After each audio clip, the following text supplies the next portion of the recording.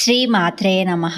మణిద్వీపం అని తలచినా చాలు ఎన్నో పాపాలు నశిస్తాయి. ఈ వీడియోలో అమ్మవారు నివసించే మణిద్వీపం ఎలా ఉంటుంది, అమ్మవారి చుట్టూ ఎన్ని శక్తులుంటాయి తదితర విషయాలన్నీ ఈ వీడియోలో తెలుసుకోబోతున్నారు. బ్రహ్మలోకానికి పైన సర్వలోకం విరాజిల్లుతుంటుంది. దానినే మణిద్వీపము అంటారు. అందులో సాక్షాత్తు లలితా పరమేశ్వరీ దేవి ప్రకాశిస్తుంది. అన్ని లోకాల కన్నా అధికమైనది కావడం వలన మణిద్వీపానికి సర్వలోకమని అంటారు. శ్రీ పరాంబిక దానిని తన సంకల్ప మాత్రం చేతనే నిర్మించింది. శ్రీ మూల ప్రకృతిదేవి ఈ సకల సృష్టికి పూర్వం మణిద్వీపాన్ని తన నివాసంగా ఏర్పరచుకున్నది. అది కైలాసం కన్నా మిన్నగా, వైకుంఠం కంటే ఉత్తమంగా, గోలోకం కంటే శ్రేష్టంగా ఒప్పుతుంది. కనుకనే దానిని సర్వలోకం అంటారు. మణిద్వీపం సుదర్శన సముద్రం మధ్యలో ఉండే విశిష్ట ద్వీపం. మాణిక్యం, ముత్యాలు మొదలైన రత్నాలని కలిగి ఉంటుంది. ద్వీపం చుట్టూ అష్టదిగ్గజాల రక్షణగా ఉంటాయి. ఇవి ఇంద్రాది దేవతలకు అధినేతలు. ద్వీపానికి 4 ప్రధాన ద్వారాలు ఉంటాయి: తూర్పు, పడమర, ఉత్తర, దక్షిణ. ఈ మణిద్వీపం సముద్రాల మధ్యన వెలసిన రత్నాల వలయంతో కప్పబడి ఉన్న ఒక దివ్య ద్వీపం. ఇందులో శ్రీ లలితా త్రిపుర సుందరీ దేవి సింహాసనంపై ఆసీనురాలై ఉండి సకల లోకాల పాలన చేస్తుంది. ఈ ద్వీపం 25 ప్రహ్లాదల పరిధి కలిగి ఉంటుంది. మణిద్వీపము అని పదే పదే తలచినా చాలు దరిద్రము దరిదాపుల్లో కూడా రాదని శాస్త్ర ప్రమాణం. అటువంటి మహాశక్తివంతమైన మణిద్వీప వర్ణన మనసారా చదివినా లేదా గానం చేసినా ఎటువంటి సత్ఫలితాలు వస్తాయో స్వయంగా అనుభవించి తెలుసుకోవాల్సిందే కానీ వర్ణించుటకు 1000 పడగలు గల ఆదిశేషునికి కూడా శక్తి చాలదు. లక్షల బ్రహ్మాండములను కనురెప్పపాటులో సృష్టించి లయము చేయగల 32 మహాశక్తుల పరిరక్షణలో ఈ సమస్త విశ్వములు ఉండుట వలన 32 రకాల పూలతో మణిద్వీప వాసినికి అర్చన చేసి పసుపు, కుంకుమ, గంధతాక్షతలతో సేవించిన అమోఘమైన శుభాలను పొందుతారు. అంతేగాక ఇంటిల్లిపాది కుటుంబ సభ్యులంతా తరతరాల వరకు అష్ట సంపదలతో, భక్తి, జ్ఞాన, వైరాగ్య, ఆయురారోగ్యాలతో, అష్టైశ్వర్యాలతో తులతూగుతారు. ఇంతకీ మణిద్వీపంలో ఎవరెవరుంటారు అంటే, ఇక్కడ అమ్మవారి సన్నిధిలో అనేక దేవతలు ఉంటారు. వారు అమ్మవారి అనుచరులు. సింహాసనేశ్వరి శ్రీచక్ర బిందువు స్థానంలో ఉంటారు. సృష్టి, స్థితి, లయ, అనుగ్రహం చేసే పరాశక్తి. 2వ వారు శ్రీపీఠ నాయికలు. 3వ వారు నిత్య దేవతలు. వారు 15 మంది దేవతలు ఉన్నారు. కామేశ్వరి, భగమాలిని, నిత్యక్లిన్న, భేరుండ, వహ్నివాసిని, మహావజ్రేశ్వరి, శివదుతి, త్వరిత, కులసుందరి, నిత్య, నీలపాతక, విజయ, సర్వమంగళ, జ్వాలామాలిని, చిత్ర. తరువాత 4వ వారు వశిన్యాది వర్గశక్తులు. ఇవి 8 శక్తులు ఉన్నాయి. శ్రీచక్రంలో అష్టకోణంలో ఉంటారు వీరు. అష్టమహాశక్తులు వశిని, కామేశ్వరి, మోధిని, విమల, అరుణ, జయిని, సర్వేశ్వరి, కౌలిని. ఇలా 8 శక్తులున్నాయి. 5వ వారు 64 యోగినులు. అంటే వివిధ ఆవరణాల్లో అమ్మవారి సేవలో నిత్యం ఉంటారు వీరు. భిన్న శక్తి స్థాయిలను సూచిస్తుంటారు వీరు. తరువాత 6వ వారు అనేక సర్వశక్తులు. అంటే శ్రీచక్ర ఆవరణ దేవతలు. అంటే ప్రతి ఆవరణలో ప్రత్యేక శక్తులుంటారు. 7వ మహాశక్తి దిక్పాలకులు, లోకపాలకులు. విశ్వానికి దిక్కులనిచ్చే శక్తులుగా ఉంటారు. 3.5 కోట్ల దేవతలు మణిద్వీపంలో ఉన్నారు. ఒక్కోటి ఒక్కో శక్తిని, ఓ తత్వాన్ని సూచిస్తుంది. వీటన్నింటికి అతిదేవత శ్రీ లలితా త్రిపుర సుందరి. క్లుప్తంగా చెప్పాలంటే మణిద్వీపంలో అమ్మవారు బిందు స్థితిలో ఉంటారు. ఆమె పక్కన మంత్రినీ దేవి, దండనాయకీ దేవి, చుట్టూ నిత్య దేవతలు, శక్తులు, యోగినులు, ఇలా మొత్తం విశ్వ కార్యకలాపాల్ని నియంత్రించే 3 కోట్ల శక్తి దేవతలు ఉంటారు. మణిద్వీపం యొక్క నిర్మాణము, అందులోని వివిధ దేవతా స్వరూపాలు మరియు దివ్య వర్ణనల గురించి వివరంగా చూద్దాము. ఇంతకీ మణిద్వీప నిర్మాణం అనేది ఎలా ఉంటుందంటే ఇదొక తాత్విక రూపం. మణిద్వీపం అనేది శ్రీచక్ర మధ్యలోని సర్వానందమయీ చక్రంగా భావించబడుతుంది. ఇది లలితా త్రిపుర సుందరి అమ్మవారి స్వర్గధామం. ఇది మన భౌతిక లోకానికి దూరమైన అతి సుగమ్యమైన పరలోక స్థితి. మణిద్వీపంలో ముఖ్యంగా ఉన్నవి ఏంటంటే 25 లోహ ప్రాకారాలు. అంటే మణిద్వీపం చుట్టూ 25 వరుసల గోడలు ఉంటాయని పురాణాల్లో చెప్పబడింది. ప్రతి గోడ ఒక లోహంతో తయారైనట్లు పేర్కొనబడింది.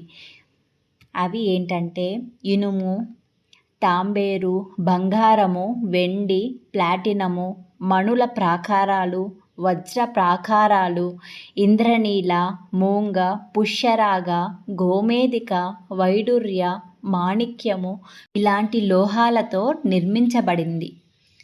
రెండవది చతుశక్తి పీఠాలు. అంటే శ్రీపీఠాలపై అమ్మవారు సింహాసనంపై కూర్చుని ఉంటారు. 4 ముఖ్య శక్తులు శ్రీ లలితా పరమేశ్వరి, శ్రీ మంత్రినీ దేవి అంటే రాజమాతాంగి, 3వ వారు శ్రీ దండనాయకీ దేవి అంటే వారాహి అమ్మవారు, 4వ అమ్మ భగమాలిని నిత్యాదేవి.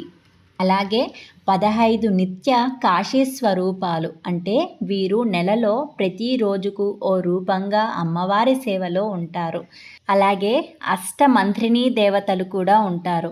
అంకుశ, పాశ, ఇక్షుధనస్సు, పుష్పబాణాలు, లాస్యయుత నాట్య దేవతలు, శక్తి రథాల అధిపతులు, బల విభూత దేవతలు, గుహ్య శక్తులు ఇలా అమ్మవారి చుట్టూ ఉంటారు. తర్వాత అమ్మవారి సింహాసనం గురించి మాట్లాడుకుంటే ఇది త్రివిధ శక్తుల అంటే ఇచ్ఛాశక్తి, జ్ఞాన, క్రియాశక్తులు ఆధారంగా ఉండి అందులో అమ్మవారు స్వర్ణానందమయంగా కూర్చొని ఉంటారు. ఈ నిర్మాణం పూర్తిగా ధ్యానయోగ్యం. భౌతికంగా చూడలేము, కానీ ధ్యానము, జపము, పఠనం ద్వారా మనస్సులో ఆస్వాదించుకోవచ్చు. అమ్మవారి చతుఃపీఠాలలో అనేక దేవతలు ఉండగా వారిలో కామేశ్వరీదేవి, వజ్రేశ్వరీదేవి, భగమాలిని దేవతలు ముఖ్యమైన వారు. ఈ మణిద్వీపం ఇది భౌతిక లోకానికి పర్యాటక గమ్యం కాదు. కేవలం ధ్యానంలో లేదా తాత్వికంగా మాత్రమే భావించబడే ఒక దివ్యమైన లోకం. దీనికి సంబంధించిన వివరణలు ప్రధానంగా లలితోపాఖ్యానం, బ్రహ్మాండ పురాణంలో భాగం మరియు శ్రీ లలితా సహస్రనామంలో కూడా వస్తాయి. ఇలా మణిద్వీప వర్ణన ఆ వైభవాన్ని విన్నాక ఒక్కసారి చూడాలని, ఆస్వాదించాలని మనకి ఖచ్చితంగా అనిపిస్తుంది. దాన్ని మనము భౌతికంగా ఆస్వాదించలేకపోయినా మానసికంగా ఈ విధంగా ఆస్వాదించవచ్చు.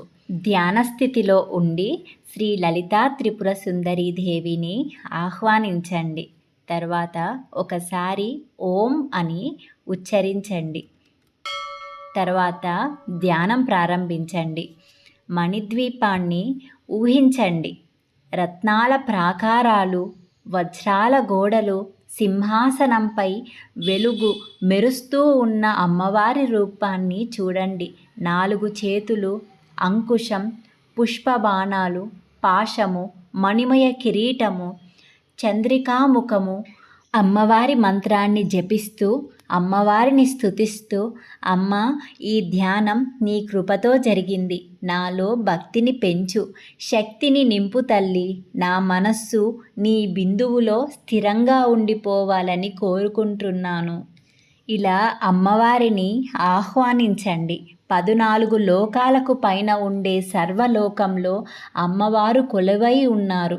ఈ జగత్తు మొత్తాన్ని పరిరక్షించే అమ్మవారి మనస్సులో ఏర్పడిన ఆలోచనలకు అనుగుణంగా ఉద్భవించిందే ఈ మణిద్వీపం.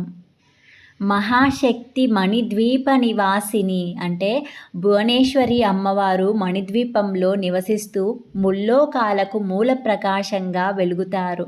సుగంధ పుష్పాలెన్నో వేలు అంటే మణిద్వీపంలో అనేక సుగంధ పుష్పాలు, సువర్ణవర్ణ పూలు మరియు మనస్సుకు సుఖాన్ని కలిగించే వాతావరణం ఉంది. లక్షల లావణ్యాలు అంటే అక్కడ లక్షల లావణ్యాలు, వాక్సంపదలు మరియు లక్ష్మీపతులు నివసిస్తున్నారు అని. పారిజాత వన సౌగంధాలు అంటే పారిజాత వనాల సౌగంధాలు, సురాదినాదులు, సత్సంగాలు మరియు గంధర్వుల గానస్వరాలు మణిద్వీపాన్ని మహానిధులుగా చేస్తాయి. ఆ 5వ లైన్ ఏంటంటే భువనేశ్వరి సంకల్పమే జయించిన మణిద్వీపము. ఒకసారి నారద మహర్షి అడిగిన ప్రశ్నలకు భగవాన్ నారాయణుడు సమాధానంగా చెప్పాడు.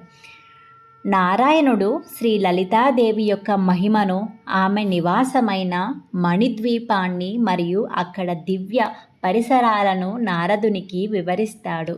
ముఖ్యంగా మనం గుర్తించుకోవాల్సింది మణిద్వీప వర్ణనా స్తోత్రం దేవీ భాగవత పురాణంలోని ఒక భాగం. రచయిత వేదవ్యాసుడు, ప్రవచించిన వారు శ్రీ భగవాన్ నారాయణుడు, శ్రోత నారద మహర్షి. శ్రీ విద్యా ఉపాసకులు మణిద్వీప శక్తిని శ్రీచక్ర రూపంగా ధ్యానిస్తారు. శ్రీచక్రంలో ఆమె బిందు స్థానంలో వేరు నిలుస్తుంది. కామేశ్వరి రూపంలో ఈ శక్తి ఆత్మజ్ఞానం, పరానందం, శక్తిపాతం ఇవ్వగలదు. మణిద్వీప శక్తి అనేది చిదానంద రూపిణి.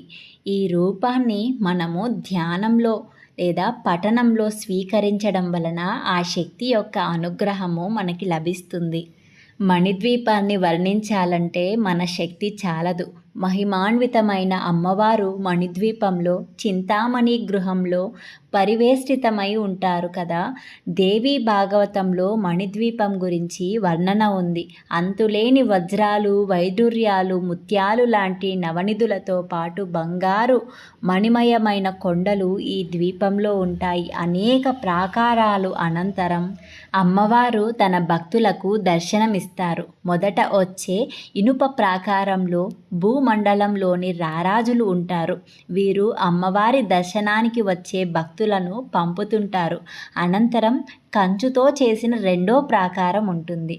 పచ్చటి అరుణ్యములతో వివిధ రకాల జంతువులు, పక్షులు కిలకిల రాగాలతో ఆ ప్రాంతం ప్రతిధ్వనిస్తుంటుంది. ఇలా అనేక ప్రాకారాలు దాటిన అనంతరం చింతామణి గృహంలో అమ్మవారు ఉంటారు. జ్ఞాన మండపంలో అమ్మవారు భక్తులకు దర్శనమిస్తారు. ముక్తి మండపంలో మంత్రులతో చర్చలు నిర్వహిస్తారు. వైకుంఠం, కైలాసం కంటే అద్భుతమైన ప్రపంచం అమ్మవారి నివాసం.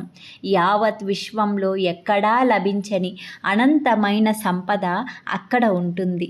అన్నింటినీ మించి అమ్మ సన్నిధిలో ఉండటమే గొప్ప వరం. కనుక ఎలాంటి వాస్తు దోషాలు ఉన్నా, ఎలాంటి ఇంటికి సంబంధించిన దోషాలు ఉన్నా ఒక్కసారి మణిద్వీప వర్ణనను మనసు పెట్టి పారాయణ చేస్తే కళ్ళకు కట్టినట్లుగా మణిద్వీపం కనబడుతుంది.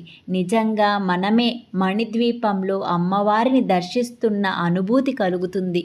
అందుకనే మణిద్వీప వర్ణన పారాయణం చేస్తుంటారు. ఈ పారాయణంతో ఇంట్లోని వాస్తు దోషాలు తొలగిపోయి సకల శుభాలు కలుగుతాయి. అమ్మవారి అనుగ్రహంతో అన్ని ఐశ్వర్యాలు లభిస్తాయి. ఎవరైనా సొంతిల్లు కట్టుకోవాలని కోరుకునేవారు 9 సార్లు మణిద్వీప వర్ణన పారాయణం చేస్తే తప్పకుండా సొంతిల్లు కట్టుకుంటారు. అలా సొంతిల్లు కట్టుకున్నవారు నూతన గృహప్రవేశ శుభ సందర్భాలలో తరతరాలుగా మణిద్వీప వర్ణన పారాయణ చేయడం ఓ ఆచారంగా వస్తుంది. అంతేకాదు మణిద్వీప వర్ణన, చింతామణి గృహ వర్ణనలు వింటేనే సకల పాపాలు నశిస్తాయి. ఓం శ్రీ మాత్రే నమః.